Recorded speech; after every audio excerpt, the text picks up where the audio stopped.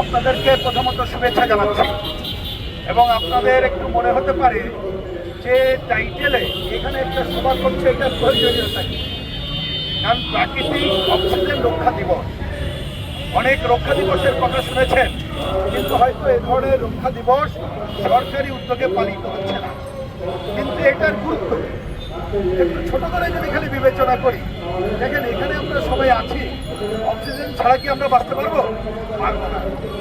Oxygen তো প্রাকৃতিক প্রদত্ত, কিন্তু আমরা তথাকথিত উন্নয়নের নামে সেটি ধ্বংস করে চলেছি। আমাদের আজকে তাই নতুন করে দাবি উত্থাপন করতে হচ্ছে, প্রাকৃতিক অক্সিজেন রক্ষা করতে হবে। এবার আমি দুটি কথা বলেই শেষ করি।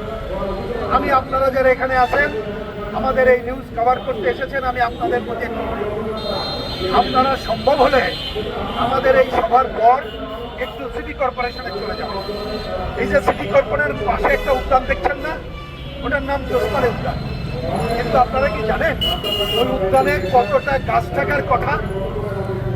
আপনারা শুনে রাখেন, এইখানে অনেকে আছে, হয়তো আপনাদের জন্মের আগে আমরা ওইখানে আন্দোলন করেছিলাম। আমাদের সেই আন্দোলনের নাম ছিল, তিনি শুনবেন, ওসমানী উদ্যানের 11,000 গাছ রক্ষার আন্দোলন। দেখতে পারলাম যখন আন্দোলন করেছিলাম, আমাদেরকে কেউ কেউ বলতেন যে ভাই এখানে কি গুনে দেখেছেন 11,000 গাছ আছে? আমরা তখন বলতাম আমাদের তো গুনে দেখার দরকার নাই, কারণ সিটি কর্পোরেশনের খাতায় আছে 11,000 গাছের কথা। তাহলে তো আমাদের দায়িত্ব না, দায়িত্ব হলো সিটি কর্পোরেশনের।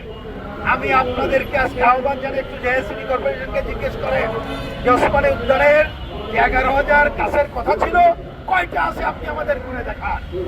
ওনারা দেখাতে পারবেন না, তার মানে ওনারা এটা রক্ষা করতে পারেন নাই।